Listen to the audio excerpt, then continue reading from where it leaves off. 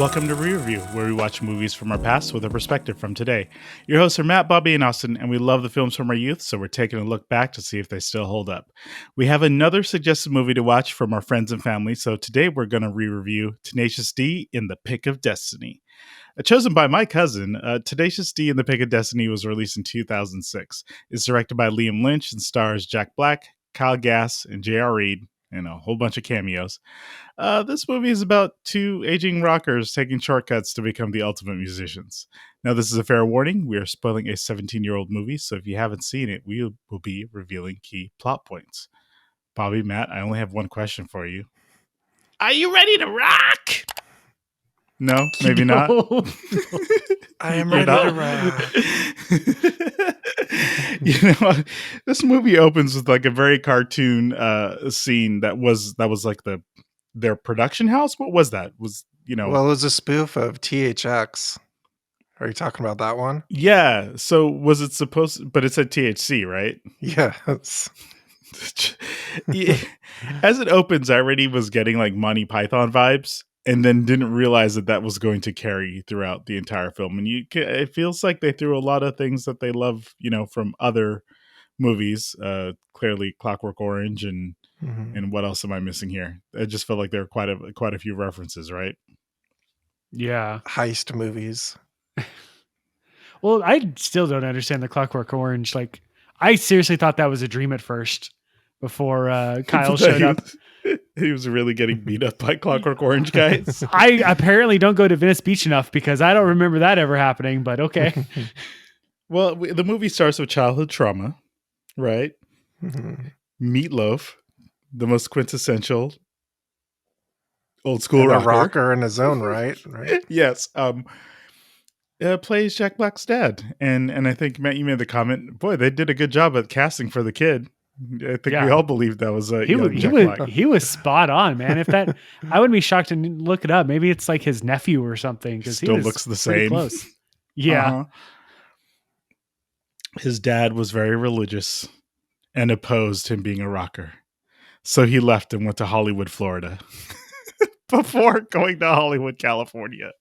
Somehow, when I was watching that, I just thought he would have had an easier life if he would have just like joined a Christian band just at first, like Katy Perry or something. Like, joined a Christian band until like it was time to move on. That was the weird part, right? Like, had their parents never been in his room before? Because he wasn't hiding his affiliation with a lot of heavy rock music that, if for nothing else, I mean, he had like an upside down cross on his wall, so he was not hiding all that stuff, but I guess they never bothered going in. The sheer amount of like devil stuff and like just the Sataniness of this movie. I feel that's like kind of like the 50s paranoia, right? Like that's kind of what was the 80s from. Too, right? The Satanic Panic. Okay. It was kind of strange to see in I guess to me in this day and age, thinking about like in 2006 how I responded to this, and it probably is the same, but I feel like this would freak a lot of parents out. I mean, there was a lot of satanic stuff going on. I mean, even in the most famous song or whatever that they released the music video to, even that was kind of borderline. I don't know. I don't know if it was the attempt to do it just for the shock of it, or if it's just purely a love of, the 70s and 80s heavy metal scene where it's kind of, that's the badge of honor you wear being from that time period. I think that makes sense. It's interesting that you bring up the 70s and 80s, because I was just thinking like, this is just total like hair band stuff. The whole like style of it, the whole dramatic flair of everything. It just kind of reminded me of like Kiss the whole time, or some like a band like that.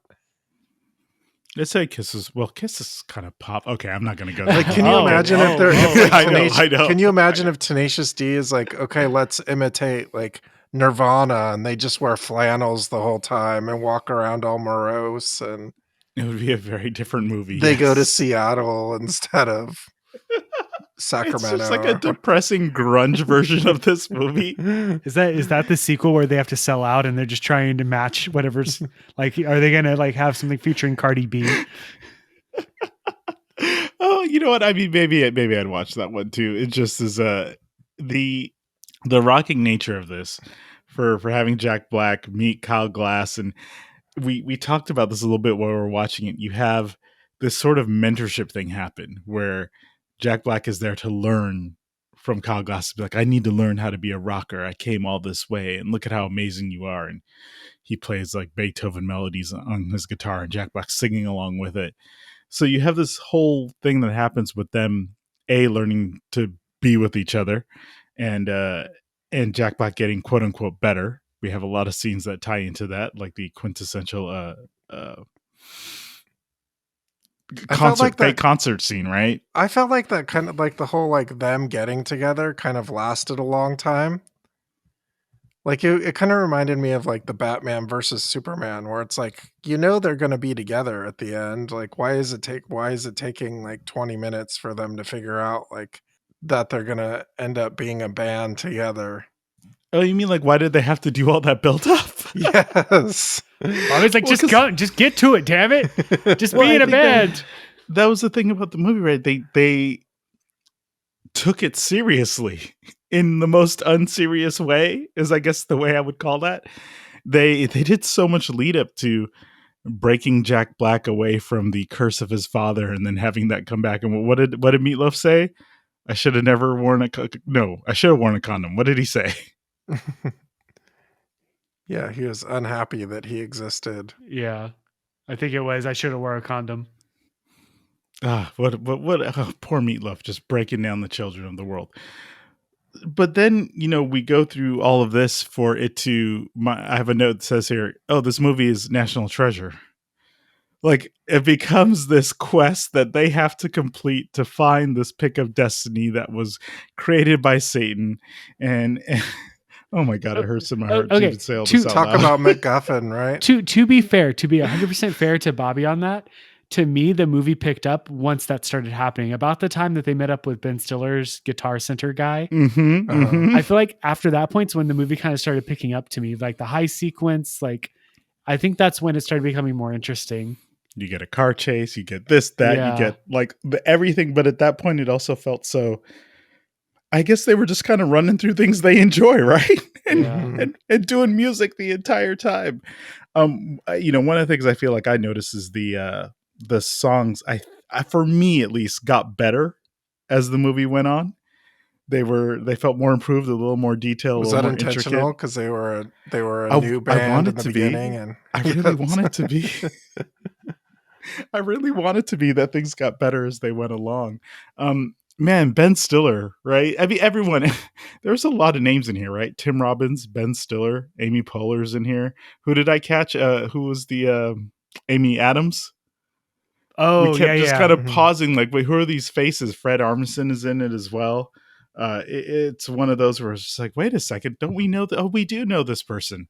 And I don't know how if I would have reacted the same in 2006, but I think who was everyone's favorite here? Tim Robbins, right? Yeah, For me, he was yeah. good. That character was, wait, did you say he was Russian? Well, he had like an accent to start, right? It seemed like he was supposed to be Russian. They're breaking into a Hall of Fame to steal a devil pick. But we get to all these stories. This is the other thing I was going to say. Is this not the quintessential, like, South Park, drugs are bad, okay? Like, the entire time, it was like, wait a second. Do I need to be high to watch this movie? Would that help? Probably. I don't know. I wouldn't recommend it, but I. Oh, okay. I was like, wait, what are you suggesting there, Bobby? No. Especially not mushrooms or something like that. That seems like that would be bad. It. Wait. You don't want to hang out with John C. Reilly as Sasquatch? You just described the weekend, man. That is an ultimate weekend right there. Oh goodness, all the gags back and forth during and then Sasquatch he just scene. I was expecting some kind of like hangover type situation, but no, like, or some kind of like, whoa, what just happened? But no, like, he just fell out of the tree and then just ran to the Rock and Roll Hall of Fame, and that was it. Like, Because sometime you just gotta keep the movie going, right? You gotta push it forward, regardless of you wanting a little more time in I want the land. cut scene where he's like laying on the ground, groaning, like, why did I do that for like 20 minutes? Did you like the JB and KG characters? Did you like Jack and Kyle and how they played off each other? Yeah, I mean, I thought they were good. I mean, obviously, like, Jack Black has kind of become like in more movies and kind of like more recognizable. But I kind of liked how one of you mentioned that their power dynamic completely changed. That was the weird thing for me is because Kyle Gass KG's whole thing at the beginning of it is JB Jack Black's character very much kind of worships him, thinks he's a rock god basically. Mm-hmm. KG sells him this story that he is a famous musician, knows all these famous people. He's going to train them, go through this whole thing. And so there's very much like a little kid looking up to like, a hero type mentality between the two characters. And then the reveal happens. Oh, psych. He's just a loser who can't pay rent and he doesn't know anyone and all this kind of stuff. And all of a sudden Jack Black's character starts taking the lead on everything to the point of becoming detrimental and mean to KG a lot of the time. Mm-hmm. And then KG becomes very like subservient during it, even though my impression of it was JB was supposed to be younger, like not, what Jack Black's age probably actually was during the filming of this. I got the impression calling it two aging rockers. Yeah. Right. I was like, they might not like that explanation of them. I know, just waiting there in script, they're supposed to both be like 23 or something, probably. But yeah, there was a huge shift in the relationship, and I don't know if I liked it as much, especially whenever they had the breakdown. Like, I don't know, for an actual duo, they didn't bounce off each other as well as I thought they would during a good chunk of the movie. Yeah, I don't know. They didn't have the chemistry that I was expecting. Was it written by Jack Black? I think it's written by the two of them and the director, I think, wrote it. Oh, okay. Which doesn't leave a lot of room for a unbiased point of view, I think. They probably needed one more person in there who maybe wasn't on the screen or directing it to probably kind of help out with that. But they're really trying to balance, I'm going to say, having fun, right? I mean, they seemed like they were just doing a lot of shenanigans. There was I guess I could ask, like, Bobby, how did you feel about the level of crudeness? Again, thinking of the movie in terms of today, it seemed for me a little bit of a mix that I was surprised at times, but almost thought that maybe it wasn't as crude as it could have been. I mean, I don't really, I'm not like a highbrow type person, but like, I just think the fart jokes and that kind of stuff is a little too much. The one thing that did get me though is when he was in this toilet stall, and yes, there's like a big long moment where he's like, there's a scene where he's in a toilet stall actively pooping with some guy talking to him. And the one that got me was when the guy Tim Robbins mentions the pick of destiny and he like poops right at that moment. And I thought that was kind of funny, but I mean, otherwise it just felt like it was a little bit much to me. I mean, even from, you mentioned the very, very beginning THX thing, like that thing was like a fart joke too. Mm-hmm. So yeah, that's what actually had me a little bit paranoid that it was going to be more of it, I think, in the film. Matt, you mentioned this, it's rated R, right? But it didn't fully feel rated R. I mean, it was definitely like juvenile, but like intentionally so. Well, so that was kind of my thing, that as soon as I learned that it was rated R, it kind of bothered me a little bit because I felt that it was missed opportunity on like the beginning of it, not to beat a dead horse or whatever. It just reminded me of the Fatties at the beginning of Tropic Thunder, like that kind of humor where Jack Black plays something Portnoy, whatever his character's name was in that. And it was just a bunch of farting. And that happened a couple times during this. I feel like that could have definitely been left out. Not because like Bobby said, any need for highbrow comedy, but during, what was this, 2006? Mhm. Like, I mean, there was a lot of movies. Like you even mentioned, this was out like only a couple years before Tropic Thunder. Yep. And I mean, that movie is, freaking hilarious.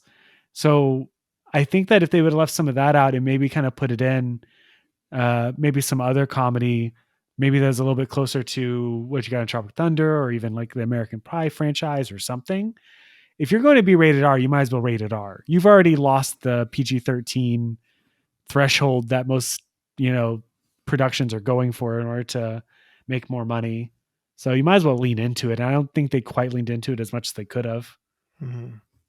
Yeah, I would have argued that this is PG-13, but it's, I guess there's probably some parent freaking out about all the Satan stuff, right? Maybe that's what put it over the edge. Can't have that much Satan. I mean, one point aren't they're you standing allowed inside to- of a pentagram, right? No, you're only allowed to have like one F word in a PG-13 movie, and there was like 100 in this one. I thought you were Really? going to say you're only allowed to have one Satan. You could only have 2 Satan references in your production. And they can't be concurrent, and you can't say anything negative about Jesus. Or I feel like they only dropped like maybe 2 or 3 F-bombs, I thought, but maybe I blocked. I think it was in the music. In the music, there was portions where he was just effing F, F, F, and F. Man, I'm becoming desensitized to the F-bomb, I guess. I just it just blended in with thes and other, Since this is about the pick of destiny, how did you feel about the lore they created about Satan's tooth? I like the presentation of it for the most part.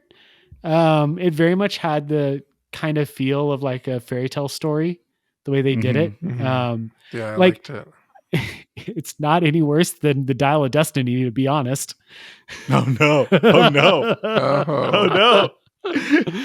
Oh man! Shots fired. At least Archimedes wasn't involved in this one. Oh, yikes! Where's Bill and Ted? Damn, that is a crossover that I never thought of, and now I kind of want to see it. What is that? What is that instrument that always plays in the old timey? It's like the lute or something. It's like lute. that guitar-y. Like that reminds me of like other like movies of that kind of era where there's some kind of medieval or ancient like story like that. But I also thought that I liked the animation, and it played into of course, the opening credits that we all love that seem to last forever. But I liked the interludes of animation that they have. Again, back to the Monty Python. Did you like that they broke up the movie to kind of give a little subtitle to each section we were watching? Can you remind me what the subsections were? You not reading the card names every time they would put a card up and it would basically describe what we were walking into? Yes, the card game. Yes, it very much was chapter markers, right? So, Dungeons and Dragons. Yes. His eyes seared out when he saw the 2 bare white asses at one point. So. You rolled a 6. You are now a rock legend. Oh my gosh! Oh, no. They, for all the little set pieces, because of these chapters that we walk through, they had to set up.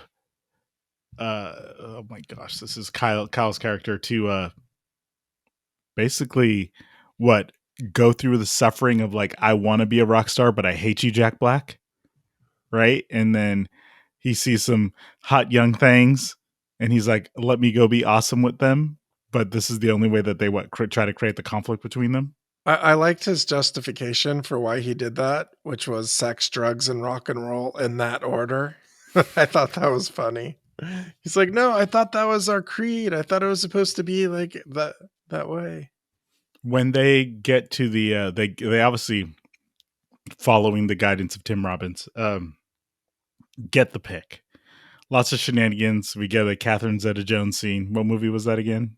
Entrapment, was it? Entrapment. Jack Black is moving through lasers in the most unconventional way ever. They get this. They get shot at by Fred Armisen. Who's never shot a gun before. He's never shot a gun before. They escape by power sliding under a door. And if you don't know what a power slide is, it's just them on their knees sliding on the ground in quote unquote epic fashion. I don't think at any point it was ever as epic as they wanted it to be, but maybe that was the point of it. They get away with this pick, and it's supposed to give them godlike guitar powers, right? We see the people who had it. Eddie Van Halen had it. This is how these people shred. And I guess for me, I really wanted the payoff of seeing them like use the pick to become famous. That's a really good point, but I have a question about them getting the pick. How did it go from Ben Stiller saying like, this is the last known picture of it, to it being in the Rock and Roll Hall of Fame? Am I missing something there? Didn't he guide them to the rock and roll? I think Tim Robbins said it was in the Rock and Roll Hall of Fame, but like Ben No, Stiller, they already knew at that point because they were almost there when they ran into Tim Robbins that it was there. how am I Yeah. missing that it was in the Rock and Roll Hall of Fame? Didn't he say this is the last known picture of it? I'm pretty sure that was followed with, and they put his guitar in the in the museum. Okay, that makes sense. Okay. And so I think it was the assumption that it was going to be there. Right. Okay. I really like, we're obviously getting closer to the end, but I really No, you're right. I wish they would have actually used it. And like, I thought what was going to happen was it was going to be like the magic feather type of situation where basically like you don't really need it. You had it in you all along, but like them actually like using it or something other than like they totally blew off the show and just replaced that with the like devil pact situation. Well, you mentioned it's inside of you all along. I mean, how great was the Satan is not in a guitar pick. He's inside all of us in our hearts. That was pretty funny. That was Dave Grohl playing Satan. That's kind of exciting, yeah? Dave Grohl is Satan? Yeah, he was pretty good. It made sense. It opened up with him. You know, they have this big epic rock off. And I did think that part was good. It opens with him as the drummer, and then it just says 666 across the drums as he tears it up and does end up playing a pretty slick guitar riff. I was like, yeah, let's friggin' go. There's no way they're going to keep up with this. And of course they didn't. Was he a drummer first because like Dave Grohl was like a drummer first in Nirvana, and then he was like did all the other stuff in Foo Fighters? Am I reading too into that? No. That's why I figured they had him drumming right up front. It was good. I mean, at times I felt the melodies were catchy. Other times I thought they were weird. I think their take on like the laser scene, their take on like electronic music was just painful. It was like, it's a laser. And I was like, what are you all doing right now? Like, this doesn't even make it for me. So I did enjoy the devil battle. Of course they get his horn.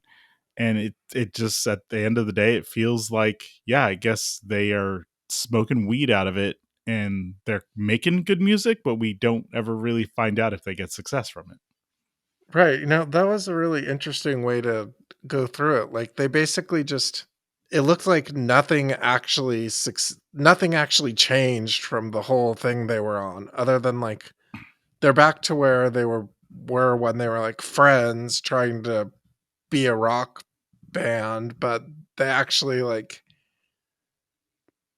yeah, like I thought maybe like something would change, like, and I don't think like them being like really rich and showered in praise or whatever would be the exact like ending I would hope for, but I mean, I was expecting something to change. Like they just went back to the same apartment, and I guess now they have the determination to like.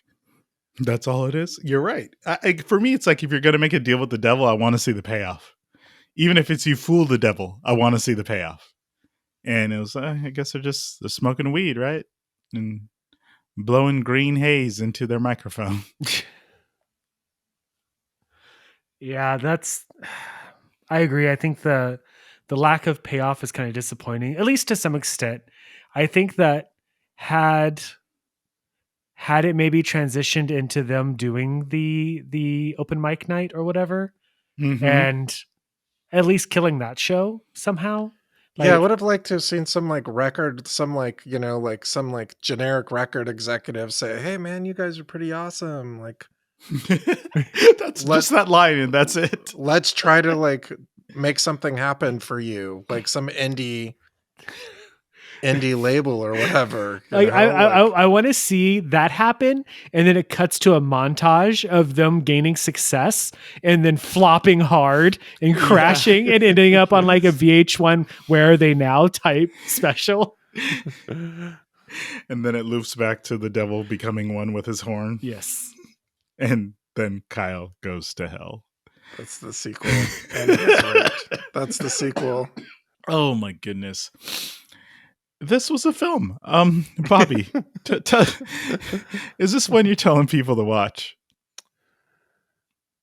I think that if I look at like Jack Black stuff, I think that School of Rock is much more like kind of the thing that I like.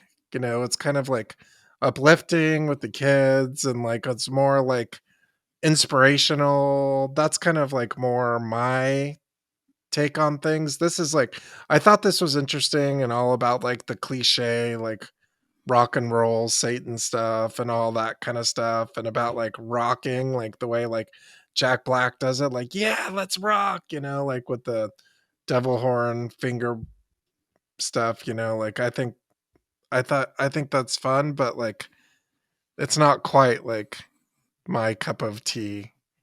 I mean, I think this is the type of movie where it's like more fun as a group and you could talk through it and just kind of like enjoy it as a group rather than like, okay, let me be entertained by something by myself here.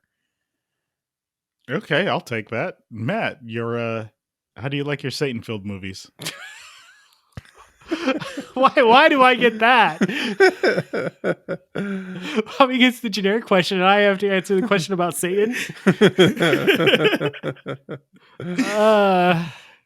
Watch Legend instead, I guess. No, That is a pretty awesome devil in that it's one. a very awesome devil in that one. No, I think this is a hard pass for this one. I think this one could have been a great love letter to that era of rock music, and I don't think it quite reached that. I think that it also isn't the greatest fictionalized version of a band getting together type movie. Like I think that, like I said, the second half of it got better, but the first half of it was such a long drawn out thing that honestly it kind of handicapped it drastically. I honestly, I know it's kind of saying something I probably shouldn't, but I probably would watch Spice World over this. Oh, Which coming in hot. Yeah, it's not bad, but I don't know who this movie's for, to be honest. If I try to visualize the audience for this outside of Tenacious D themselves, I don't know who this is for. Every Tenacious D fan is going to be in our mentions. Oh man, here's the thing. I'm not disagreeing. There's this. It's kind of like if you really want to, like, if you like Coheed and Cambria, but you want music that's not as good as them, you can watch this and kind of get those vibes. Again, I'm gonna get attacked. I know it's already happening. The other thing that I thought it reminded me of, there's a video game that came out recently enough called Hellslinger, which is this like fully metal first person shooter where you have to shoot based on like the beat of the rhythm, but all the tracks are super metal. And the entire time watching this, I was like, oh, it's all about Satan and it's got like this heavy rock. And I kept thinking, okay, I could see how this could be a movie, but that's what I'm talking about. It's like rambunctious and out of control. This was really crude, fart jokes and some other things mixed in with, some music. And I don't know. It's Jack Black. Do you love Jack Black? If you just answered yes, you're going to watch this movie. Do you hate Jack Black? Maybe you watch Tropic Thunder, right? Everyone just watched Tropic Thunder. Oh, well, okay. Maybe go to Spice World. And anyways, as always, thank you for listening. And now I need you to drop and give me one cock push-up.